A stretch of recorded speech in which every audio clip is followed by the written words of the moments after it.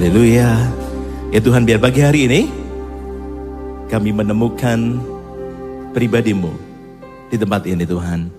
Ya kami berjumpa dengan pribadi-Mu di tempat ini. Biar tidak satu pun yang nanti keluar dari tempat ini dalam keadaan yang sama dibanding ketika kami datang. Karena kami tahu perjumpaan dengan pribadi-Mu itu pasti mengubahkan kehidupan kami. Kami mengucap syukur, kami bersyukur, kami percaya bahwa Engkau ada di tengah-tengah kami Tuhan. Kami menghargai kehadiran-Mu tengah-tengah kami. Dengan kami mau duduk diam, memiliki waktu saat teduh bersama-Mu lewat ibadah pagi hari ini. Kami mengucap syukur dalam nama Yesus yang percaya, katakan sama-sama. Amin. Haleluya. Shalom. Berikan tepuk tangan buat Tuhan kita. Silakan duduk kembali Bapak Ibu yang terkasih. Bagaimana kabarnya? Luar biasa. Boleh tengok orang-orang di kanan kiri Anda Bapak Ibu. Katakan shalom kepada mereka. Senang bisa beribadah bersama-sama pada pagi hari ini. Nah Bapak Ibu, tema bulanan kita di bulan Agustus ini, tema bulanannya adalah menggenapi mimpi orang tua lewat visi kita. Nah, di ibadah pada pagi hari ini, sepanjang hari ini saya akan bagikan beberapa tema khotbah, ada 5 ibadah. Untuk yang pagi hari ini saya akan bagikan tentang memahami musim kehidupan. Ya Bapak Ibu, waktu berlalu begitu cepat ya. Ini ada di minggu terakhir bulan Agustus. Nggak terasa, padahal sepertinya Natalan tahun lalu barusan kemarin. Ini sudah Agustus. Panitia Natal sudah dibentuk lagi untuk Natal yang tahun ini.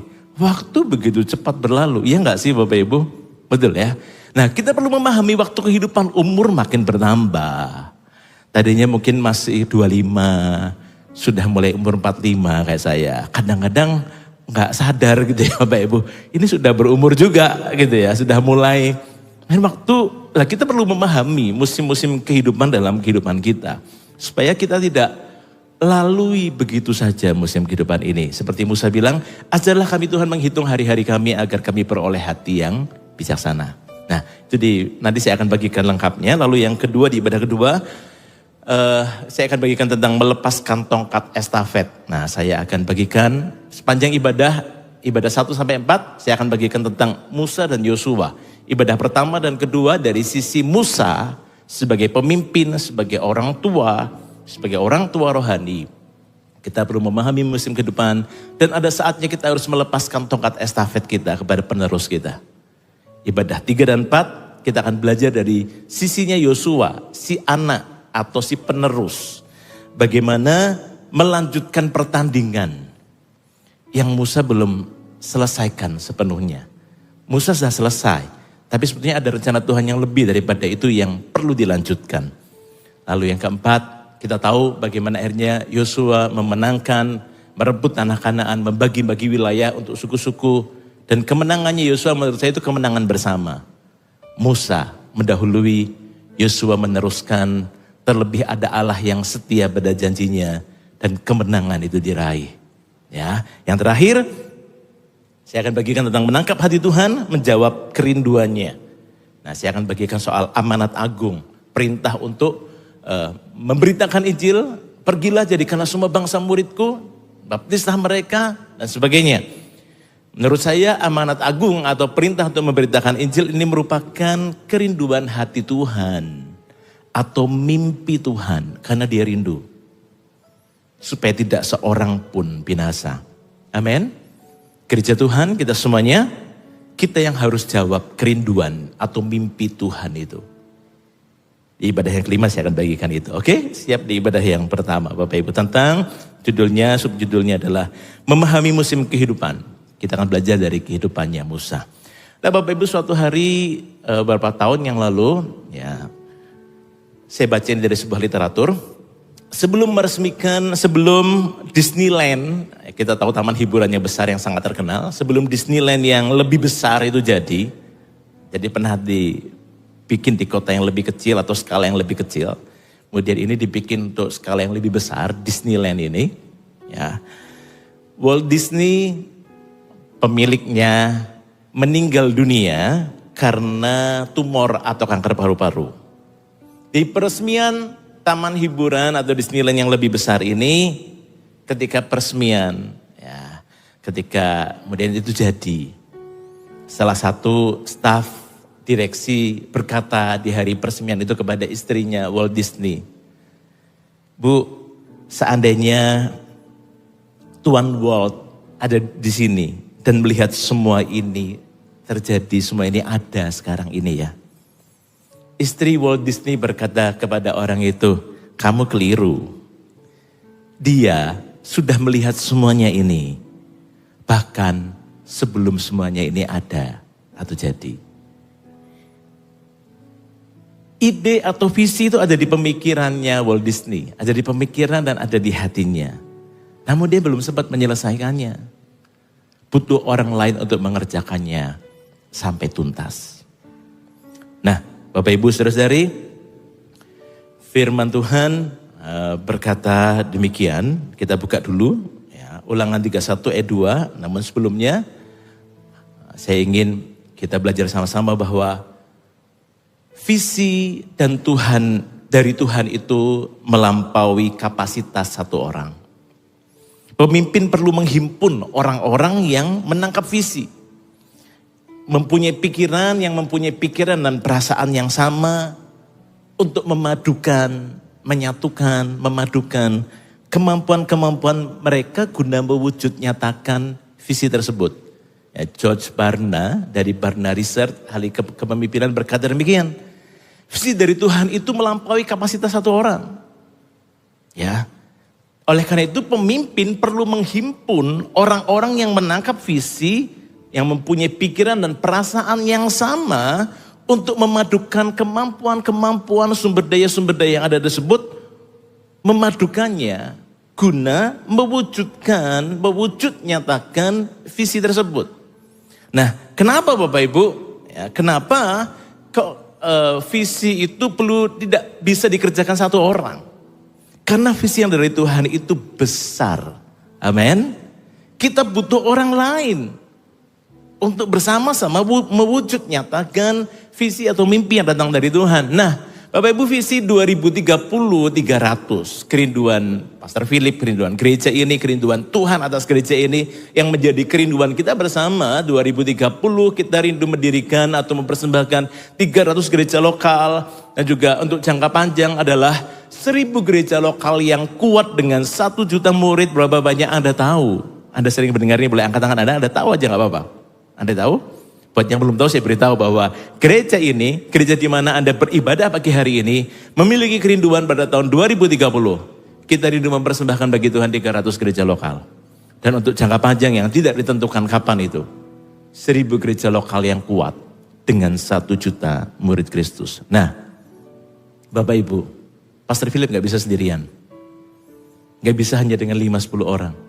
Butuh semua bersama-sama termasuk jemaat Tuhan untuk kita bergandengan tangan sama-sama untuk mewujud nyatakan visi itu jadi kenyataan, mimpi itu jadi kenyataan. Siapa yang mau ada di sana ketika 300 gereja lokal itu hadir? Amin. Nah, untuk 1000 gereja lokal kita nggak tahu mungkin. Apakah kita masih nyampe ke sana atau enggak? Umur kita maksudnya. Jangan-jangan butuh generasi anak-anak kita untuk mewujudkannya. Karena visi dari Tuhan ini besar. Amin. Nah, karena Tuhan kita besar, makanya diberikan mimpi yang besar itu kepada kita gerejanya. Nah, salah satu kisah yang menarik perhatian saya terkait tema bulanan ini, yaitu menggenapi mimpi orang tua lewat visi kita, adalah kisah tentang Musa dan Yosua. Siapa yang tidak kenal Musa? Musa ini pemimpin yang hebat. Yosua sebagai hamba Musa, kita tahu ceritanya. Dan menurut sejarah, kakeknya Yosua ini sebaya dengan Musa. Berarti Yosua itu seperti cucunya Musa gitu ya. Musa ini punya hamba namanya Yosua yang jauh lebih muda dibanding Musa. Nah, Musa itu menangkap visi dari Tuhan untuk menjadi pembebas bagi bangsa Israel dalam perbudakan atau tindasan Mesir.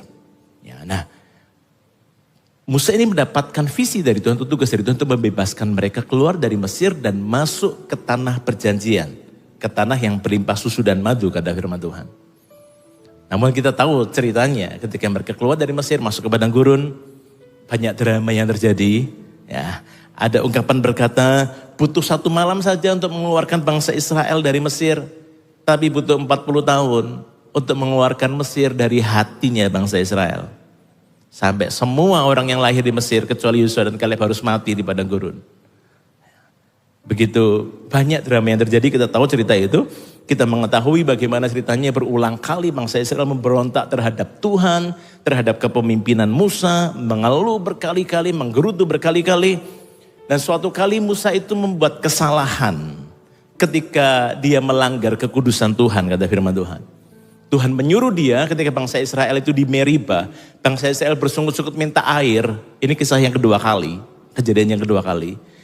Kalau yang kedua ini Tuhan memberikan perintah, engkau katakan pada gunung batu itu, maka akan keluar air.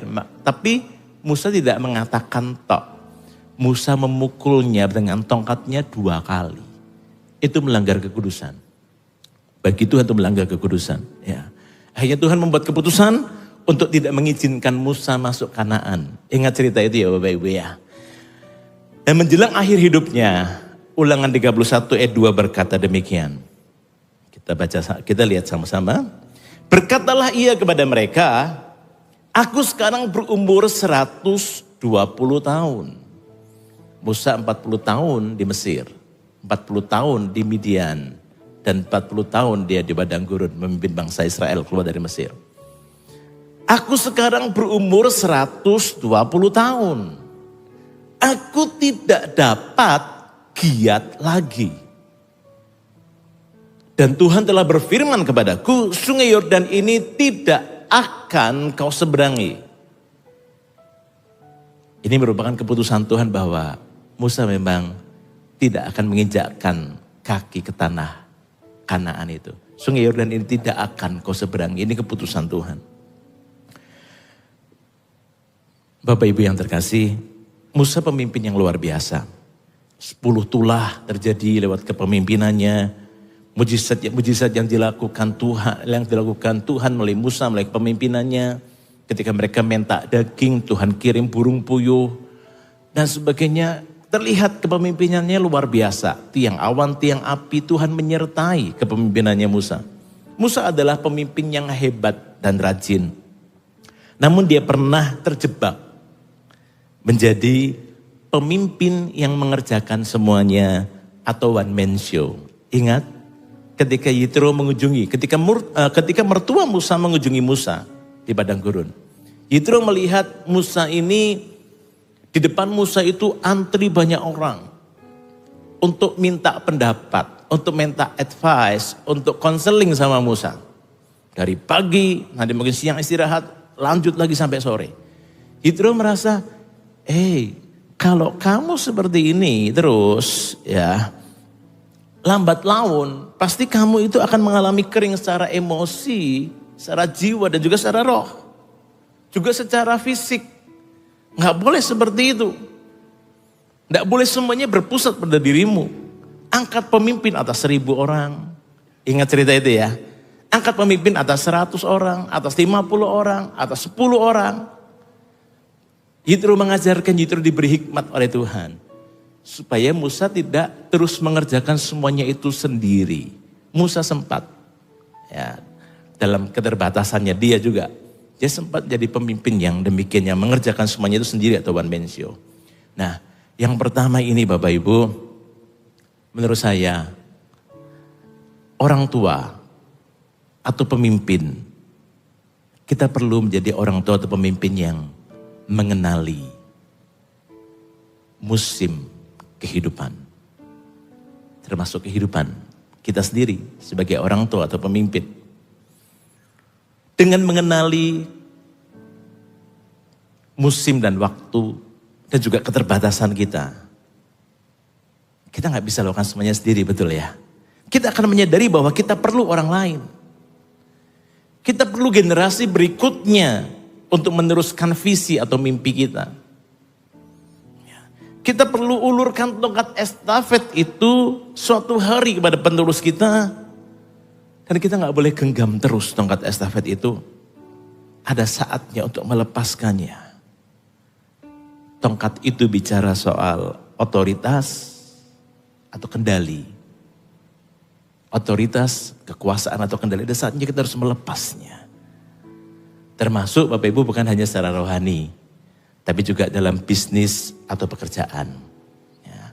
Termasuk bukan dalam sekedar ketika anak-anak kita sudah beranjak dewasa, mereka sudah menikah apalagi. Bukan hanya itu, tapi juga termasuk dalam bisnis atau pekerjaan kita. Bapak Ibu, kita harus tahu ada waktunya untuk melepas posisi dan mempercayai anak Anda atau penerus yang sudah Anda persiapkan untuk melanjutkannya. Jadi belajar dari Musa, kita belajar menjadi seorang pemimpin yang hebat, adalah pemimpin yang mengenali musim-musim kehidupan dalam hidupnya. Amin Bapak Ibu. Nah, tapi kalau di gereja ini, bukan berarti yang sudah senior gak boleh pelayanan, enggak loh ya. Malah di senior, ibadah senior mulai, ini singer-singernya sudah mulai para senior. Kalau untuk urusan gereja, untuk urusan rohani, tidak ada pengangguran. Gitu ya. Secara posisi mungkin bisa berubah, tapi secara fungsi kita tetap melayani Tuhan di tempat ini. Amin. Nah, yang kedua Bapak Ibu sebagai seorang pemimpin yang hebat, kita belajar dari Musa, selain dia perlu memahami, mengenali musim kehidupannya. Yang kedua, pemimpin yang hebat dari Musa kita belajar bahwa orang tua atau pemimpin itu perlu untuk mengenali rencana Tuhan bagi hidupnya dan bagi penerusnya. Kita perlu mengenali rencana Tuhan. Tadi Musa berkata dalam Ulangan 31 ayat yang kedua B, Musa tahu rencana Tuhan bagi hidupnya bahwa Tuhan telah berfirman kepadaku, Sungai Yordan ini tidak akan kau seberangi. Musa tahu rencana Tuhan dalam hidupnya. Meskipun dia pernah berdoa 2 kali nego sama Tuhan. Tuhan boleh enggak aku masuk ke sana. Tapi Tuhan bilang enggak. Sungai Yordan ini tidak akan kau seberangi. Musa tahu rencana Tuhan bagi hidupnya. Dan dia tahu juga siapa yang harus meneruskannya. Nah, saya ingat kisah tentang Musa yang mengenali rencana Tuhan dalam hidupnya. Saya ingat juga kisah tentang Daud. Bapak Ibu tahu bahwa Daud tuh pengen membangun bait Allah, itu kerinduannya. Rumahku ini, istanaku ini begitu luar biasa, masakan Tuhan tinggal di kemah pertemuan itu. Daud pengen membangunkan Tuhan bait Allah. Tapi ingat ceritanya, ketika nanti baca aja sendiri, tidak usah ditampilin ayatnya, 1 Tawarik 22 ayat 6 sampai 11, ada banyak cerita. Salah satunya di 1 Tawarik ini. Ya. Ketika Daud berbincang-bincang pada Salomo, kata Daud kepada Salomo demikian, Anakku, aku sendiri bermaksud hendak mendirikan rumah bagi nama Tuhan Allahku. Tetapi firman Tuhan datang kepadaku demikian. Kita tahu ceritanya, bukan kamu yang bangunkan rumah buatku. Tanganmu tuh penuh dengan darah soalnya. Ya. Oleh karena itu anakmu yang namanya Salomo, dia yang akan membangunkan rumah itu bagiku. Daud tahu. Lalu Daud lakukan apa? Daud persiapkan material-material. Dia kan punya koneksi, dia punya kekayaan, dia raja yang termasyhur juga. Dia punya hubungan-hubungan bilateral dan sebagainya dengan negara-negara tetangga yang punya sumber daya alam, sumber daya manusia dan sebagainya. Dia persiapkan semuanya supaya ketika penerusnya Salomo itu harus melanjutkan mimpinya. Salomo tidak kesulitan untuk mengerjakannya. Daud sebagai orang tua, sebagai pemimpin dia sudah mempersiapkan. Nah, cerita apa lagi yang mirip seperti ini? Yohanes Pembaptis ketika dia berkata bahwa sesungguhnya sesudah aku akan datang, ia yang lebih berkuasa daripadaku. Membungkuk dan membuka tali kasutnya pun aku tidak layak. Yohanes Pembaptis ini adalah orang yang sudah dinubuatkan sejak lama bahwa dia adalah orang yang berseru-seru di padang gurun untuk mempersiapkan jalan bagi Tuhan. Yohanes Pembaptis ini datang lebih dulu untuk mempersiapkan jalan buat Yesus. Dan ketika Yesus dibaptis di Sungai Yordan itu, dia berkata bahwa sesungguhnya akan datang. Ya, dan kemudian Yesus dibaptiskan di Sungai Yordan itu. Dia tahu waktunya, dia tahu rencana Tuhan dalam hidupnya. Oleh karena itu Bapak Ibu, orang tua maupun para pemimpin, kita sungguh-sungguh perlu mengenali rencana Tuhan bagi hidup kita.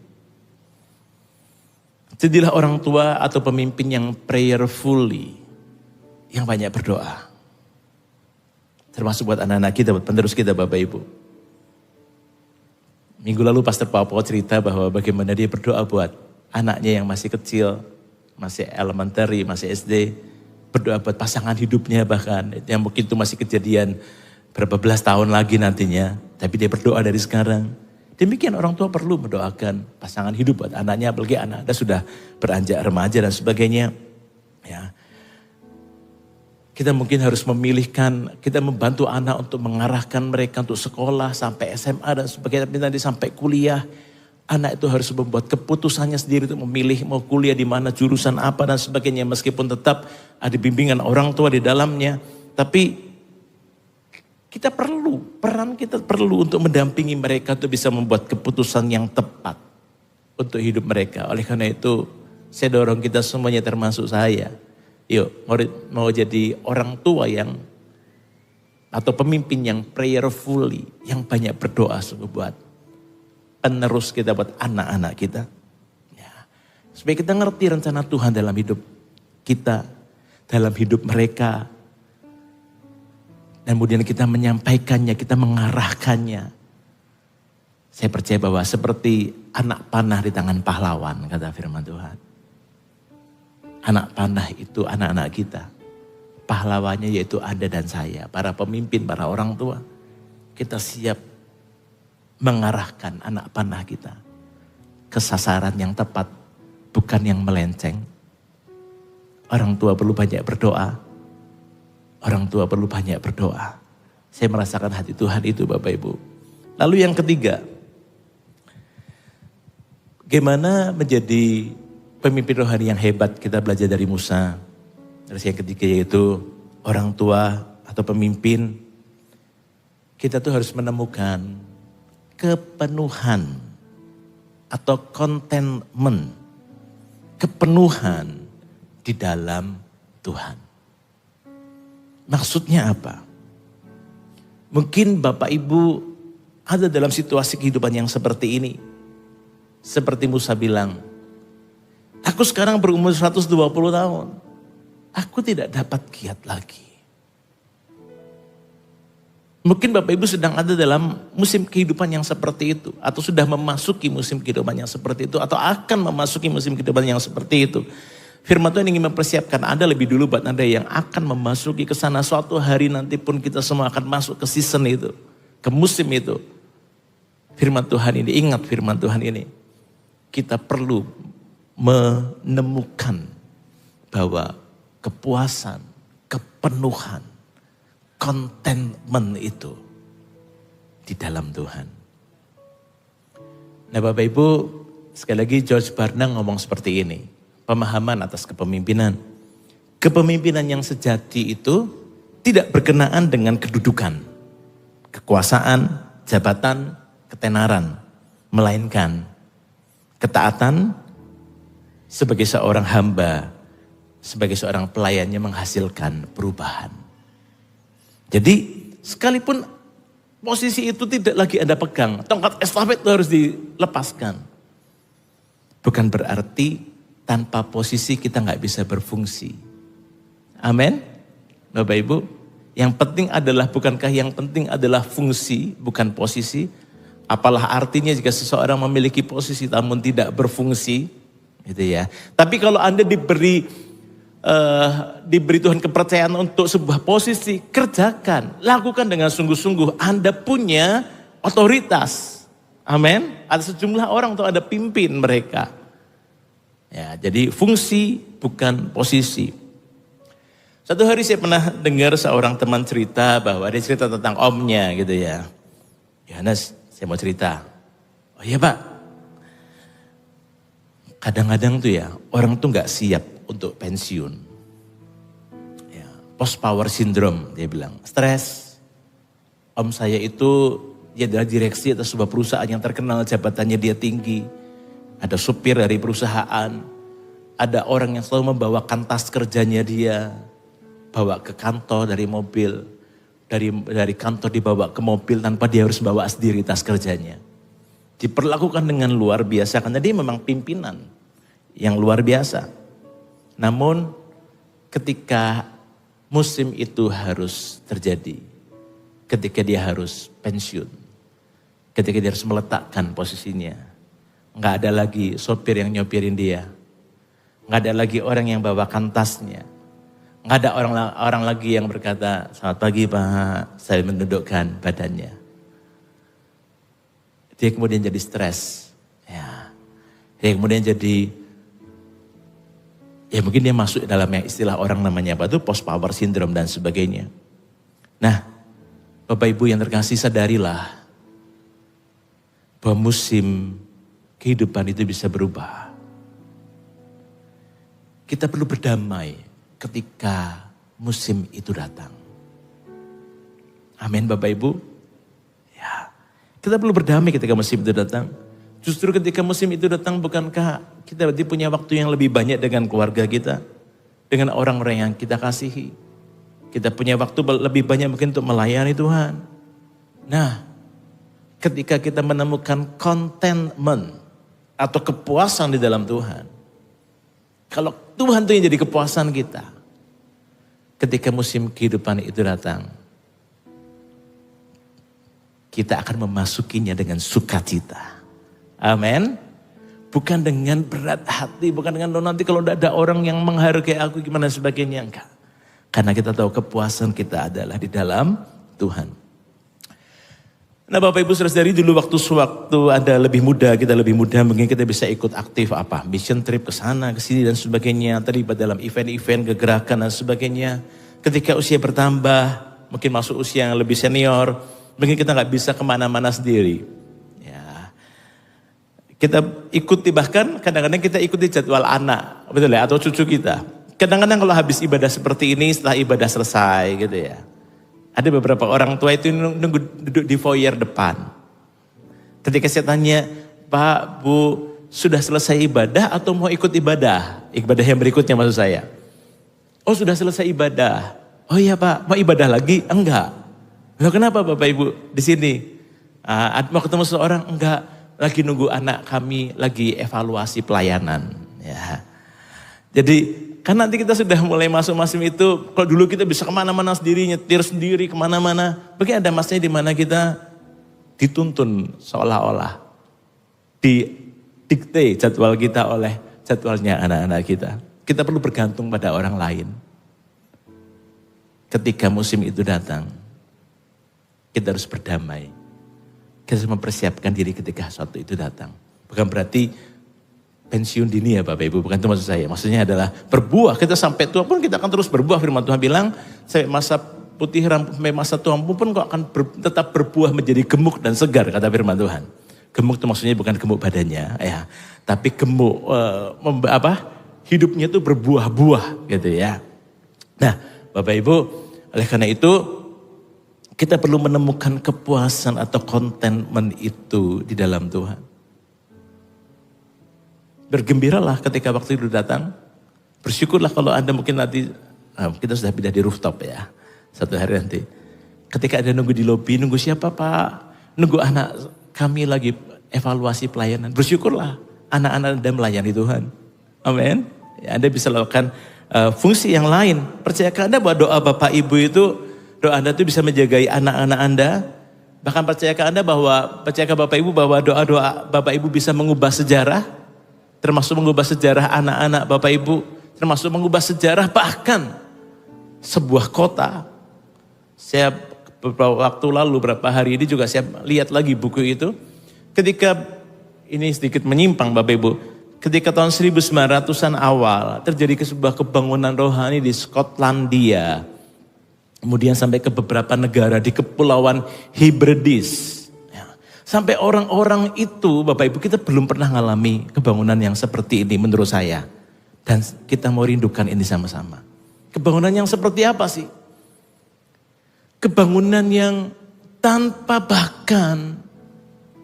waktu itu bukan karena ibadah. Orang-orang itu dilawat Tuhan di jalan-jalan. Di tempat-tempat dugem, di bar-bar, di nightclub. Sampai orang-orang itu nangis tertemplak karena dosa-dosa mereka. Karena lawatan Roh Kudus. Orang nangis-nangis di jalan-jalan bahkan. Tanpa ada yang menginjili mereka, Tuhan melawat mereka dengan luar biasa. Satu kota diselamatkan. Tidak ada lagi tingkat kejahatan menjadi rendah sekali, bahkan menjadi nol. Ya.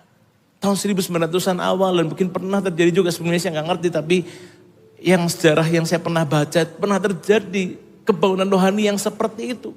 Ribuan orang, ratusan ribu orang mengalami pertobatan bukan karena sebuah KKR bahkan. Lalu tahun 2000-an awal, mungkin tahun 90-an sekian. Ketika salah satu kota namanya Almolonga di Guatemala juga mengalami hal yang sama. Mereka ini kota yang miskin, kota pegunungan gitu yang miskin. Tapi ketika mereka berdoa, lawatan Tuhan terjadi, Tuhan ubahkan bukan hanya hati orang-orang. Bahkan Tuhan ubahkan tanah mereka menjadi subur. Ya.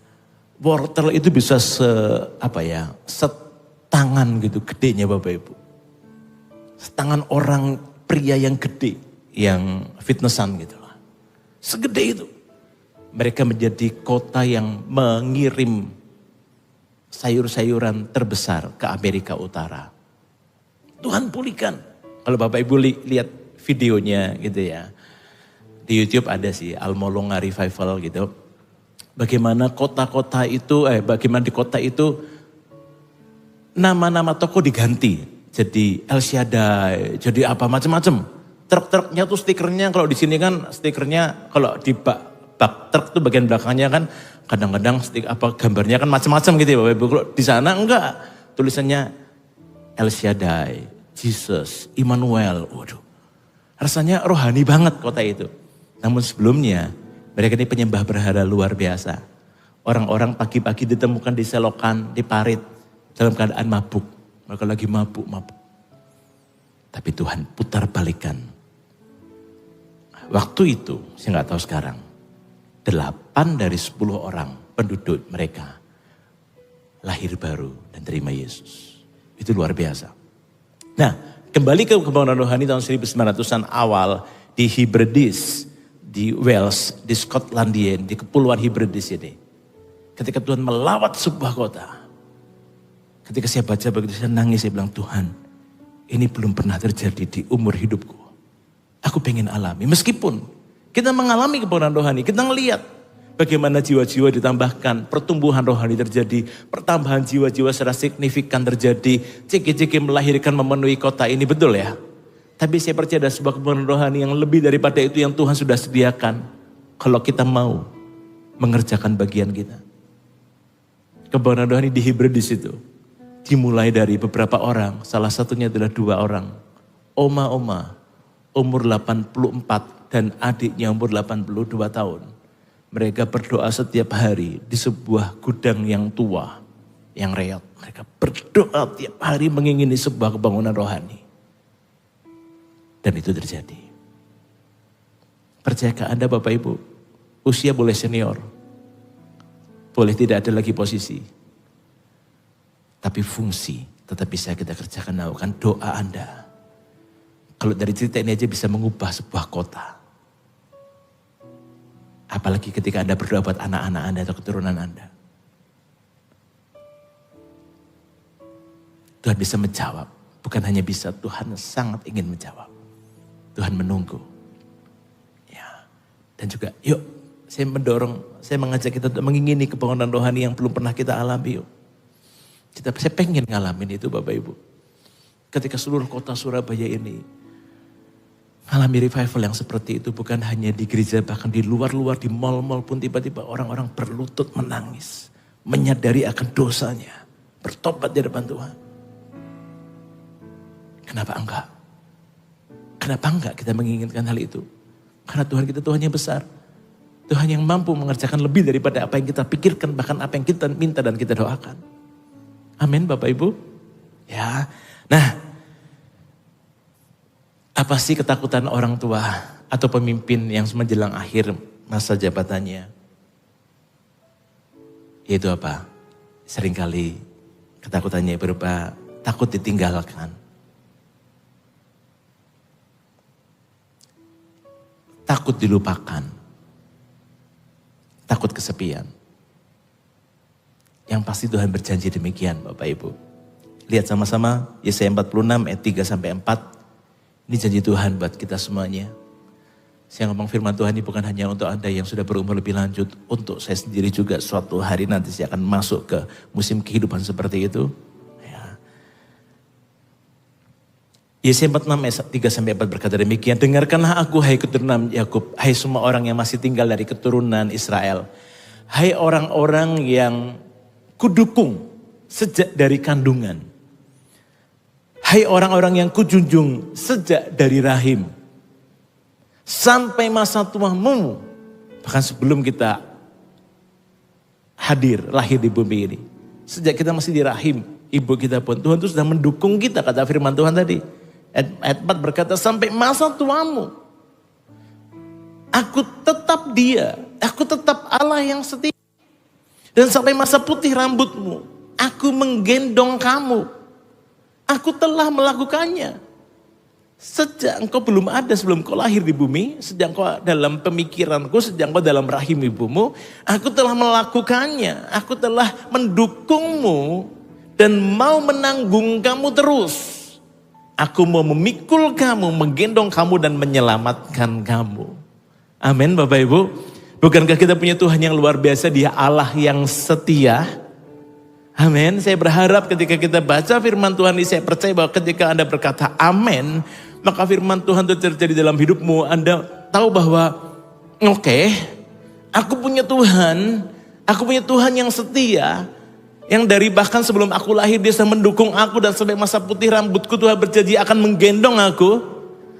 Aku tidak takut, karena Dia Immanuel, Allah yang menyertai aku. Amin. Katakan amin dengan keras Bapak Ibu. Haleluya. Nah, lalu ayat lagi di Yesaya 49 ayat 14 sampai 16. Yesaya 49 ayat 14 sampai 16 ini janji Tuhan. Sion berkata, Tuhan telah meninggalkan aku. Dan Tuhanku telah melupakan aku. Ayat selanjutnya. Dapatkah seorang perempuan melupakan bayinya? Harusnya enggak bisa. Ya, sehingga ia tidak menyayangi anak dari kandungannya. Sekalipun dia melupakannya, ada memang ibu-ibu yang tidak bertanggung jawab mungkin, yang kita tahu ceritanya. Sekalipun ada ibu yang demikian, aku tidak akan melupakan engkau. Lihat, aku telah melukiskan engkau di telapak tanganku. Tembok-tembokmu tetap di ruang mataku. Aku tahu. Engkau ada dalam perhatianku. Engkau ada di hatiku. Engkau ada dalam pikiranku, seolah-olah Tuhan mau ngomong gitu. Ada lagu lama berkata itu apa?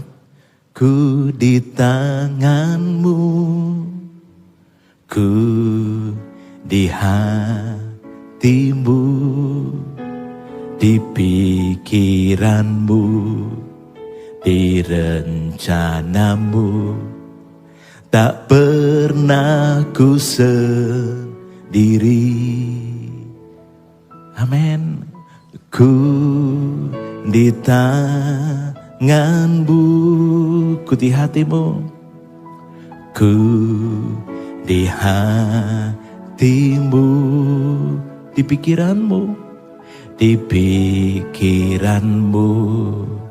di rencanamu.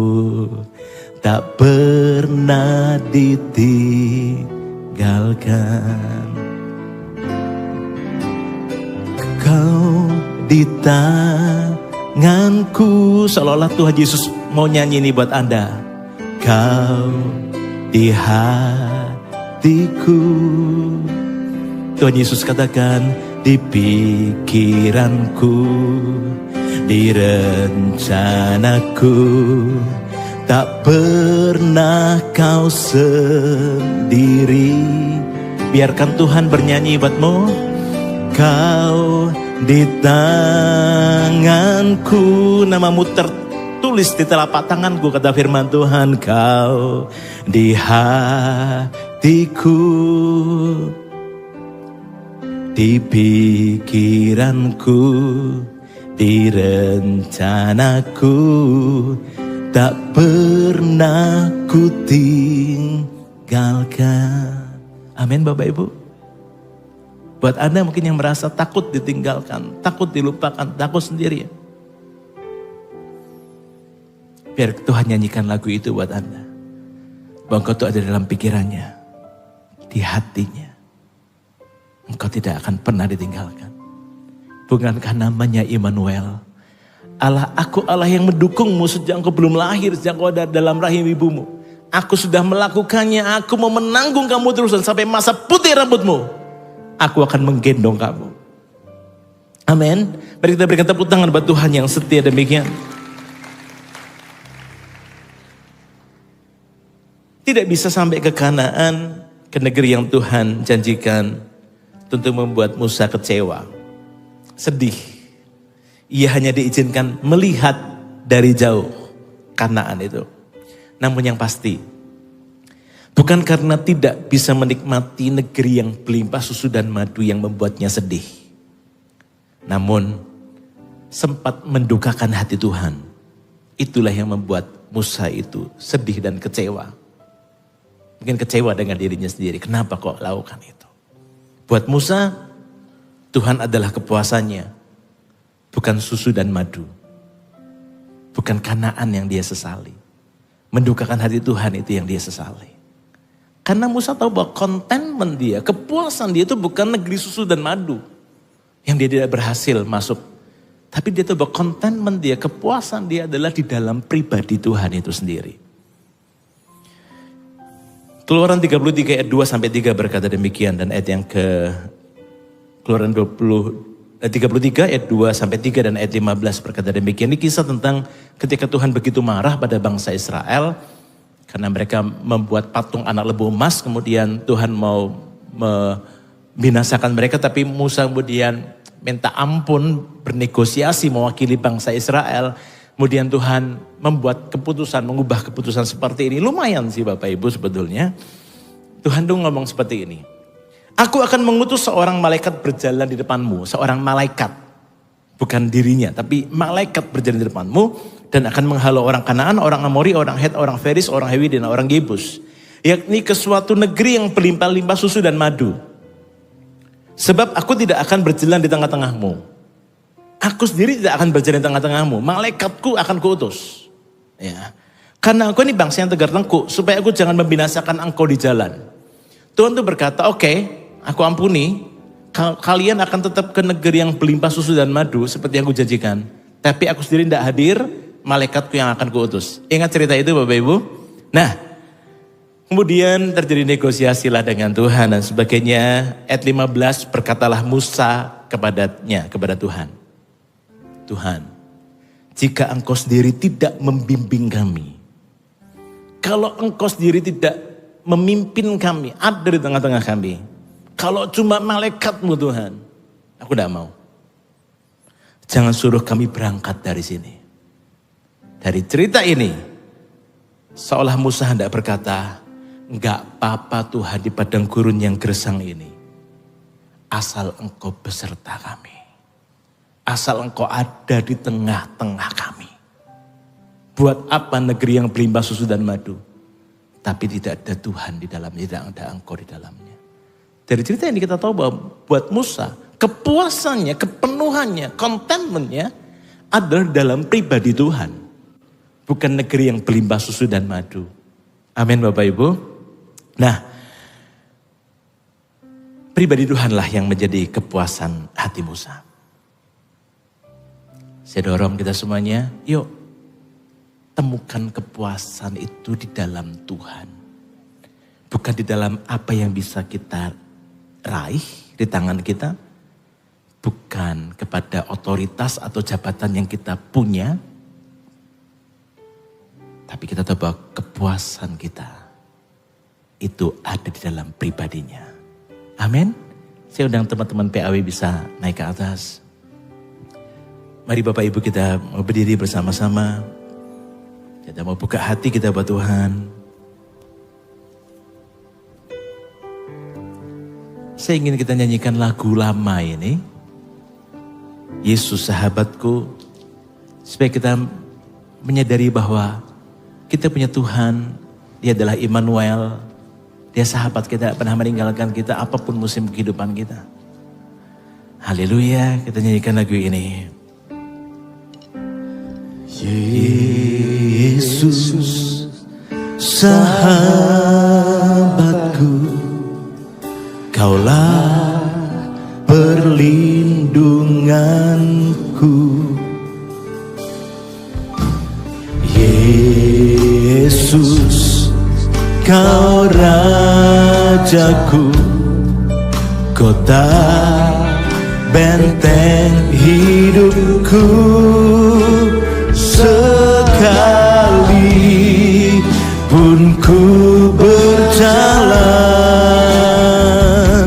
di dalam lembah yang kelam, ku tidak takut, sebab Kau besertaku. Ku bersyukur padamu Tuhan, sebab kasih setiamu di dalam hidupku. Anugerahmu besar bagiku, di setiap langkahku ku memujimu. Mari panggil namanya. Yesus, sahabatku, Kaulah perlindunganku. Yesus, Kau Rajaku, kota benteng hidupku. Sekali pun ku berjalan di dalam lembah yang kelam, ku tidak takut, Kau besertaku. Ku bersyukur padamu Tuhan, sebab kasih setiamu, oh di dalam hidupku. Anugerahmu besar bagiku, di setiap langkahku ku memujimu. Biar musik saja yang dengan lembut nyanyikan lagu ini. Bapak Ibu saudara yang terkasih, dari Musa, dari sisi orang tua atau pemimpin, apa yang perlu kita lakukan? Kita perlu memahami musim kehidupan. Kita perlu mengenali rencana Tuhan buat hidup kita. Dan kita perlu menemukan contentment atau kepuasan itu di dalam Tuhan. Pada pagi hari ini Bapak Ibu, saya ingin berdoa bagi Anda. Bagi Anda yang mungkin belum pernah mengalami jamahan Tuhan. Anda pengen apa sih rasanya? Gimana sih rasanya mengalami contentment itu, kepuasan dalam Tuhan itu? Ada ingin mengalami jamahan Tuhan yang belum pernah Anda alami sebelumnya. Atau mungkin Anda pernah mengalami tapi itu sudah sekian lama yang lalu. Aku ingin kembali mengalaminya. Atau ada yang berikutnya adalah orang-orang yang mungkin Anda merasa takut akan musim kehidupan yang sedang kau masuki, yang akan kau masuki. Ada ketakutan-ketakutan dalam hidupmu yang selama ini mungkin membuatmu kepikiran, membuatmu stres, membuat Anda tertekan. Pagi hari ini Tuhan ingin memberikan kelegaan. Bukankah firman-Nya berkata, aku telah melakukannya. Aku mendukungmu sejak engkau belum ada, sejak engkau belum lahir di bumi ini. Dan sampai masa tuamu, aku akan menggendong kamu. Sekalipun ada seorang ibu yang melupakan bayinya, aku tidak akan melupakanmu. Aku tidak akan melupakanmu, kata firman Tuhan. Tembok-tembokmu tetap di ruang mataku. Apabila ada orang-orang yang merasa demikian, Anda akan takut dengan musim kehidupanmu. Anda takut dengan musim kehidupan yang sebentar lagi kau masuki. Kau mungkin takut ditinggalkan, kau takut dilupakan dan sebagainya. Tapi engkau tahu firman Tuhan, kau tahu kebenaran ini. Dan bagi Anda yang ingin merasakan jambahan Tuhan, Anda ingin kembali merasakan contentment atau kepuasan dalam Tuhan. Sambil kita nyanyikan lagu ini dari awal, altar ini terbuka bagi Anda. Anda boleh maju ke depan, bawa barang bawaan Anda, atau titipkan pada orang yang bersama-sama dengan Anda. Bagi orang yang ingin didoakan, silakan Anda maju ke depan. Haleluya. Yesus, Yesus, Kau Rajaku, kota benteng hidupku. Sekali pun ku berjalan. Ada lagi yang lain, silahkan. Altar ini terbuka. Sambil kita nyanyikan lagu ini, Anda bisa maju ke depan. Ku tidak takut, sebab Kau besertaku. Ku bersyukur padamu Tuhan, buat kasih setiamu di dalam hidupku. Anugerahmu besar bagiku, di setiap langkahku ku memujimu. Ku bersyukur padamu Tuhan, sebab kasih setiamu, oh, di dalam hidupku. Anugerahmu besar bagiku, di setiap langkahku ku memujimu. Haleluya. Saya minta untuk para TL yang hadir atau coach atau skill bisa doakan. Bisa doakan orang yang maju ke depan. Atau kalau nggak ada atau kurang orang, ada pendoa juga bisa bantu doakan. Shikana mahakara lapayana mabaka. Sekali lagi Bapak Ibu, altar ini masih terbuka. Bagi Anda yang rindu didoakan, Anda boleh maju ke depan. Ada para teman-teman yang siap mendoakan Anda. Kona mahakara lapakayana mabaka. Oni mahasiki di pipi di papaka. Haleluya. Shikana mahakara lapakayana mabaka. Kami bersyukur padamu Tuhan. Engkaulah kepuasan kami. Engkaulah kepuasan kami Tuhan. Shikana mahakarana lapakayana masikana mabako. Kami tidak mau takut, kami tidak mau gentar. Shikana mahakarana lapaka sikiri pipi kiri papayana mabak. Ori di bahakayana masikiri di pipi di pipi di papaka. Kori di pipi di papayana mabaka. Termasuk bagi Anda yang ada di rumah Anda masing-masing pada hari ini, pada pagi hari ini. Mungkin Anda mengalami yang sama. Ada mengalami yang namanya mungkin takut ketika Anda harus masuk dalam sistem kehidupan seperti itu. Shikana mahakarana lapakayana mabaka. Percayalah bahwa Tuhan menyertaimu. Temukan kepuasan itu dalam Tuhan.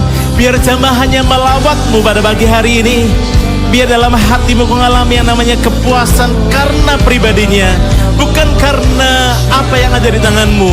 Bukan karena apa yang kau punya. Bukan karena posisi atau apapun juga. Tapi karena Tuhan Yesus itu yang jadi kepuasanmu. Di dalam nama Yesus, nanti dimanapun kau berada, jamahan Tuhan ada atasmu di dalam nama Yesus. Orana lapahakara lapakaya nama kasih kiri pipi kiri papaya nama baka. Haleluya. Kirana lapahakara lapaya nama so. Kirana lapahakara lapaya nama bako. Kiri di pipi nama karala base. Ora lapahakara lapaya nama so. Haleluya. Haleluya.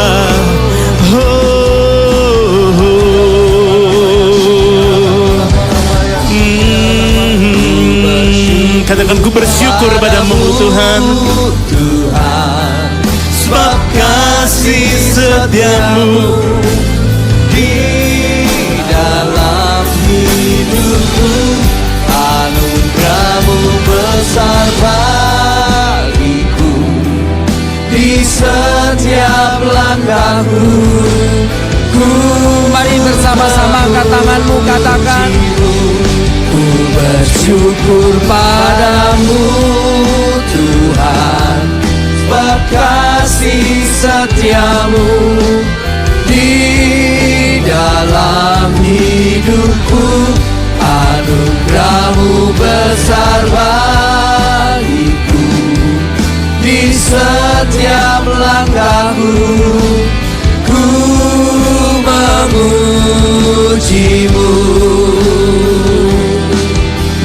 ku memujimu, ku memujimu. Beri kemuliaan untuk nama Tuhan. Lebih meriah lagi untuk kemuliaan nama Tuhan. Haleluya.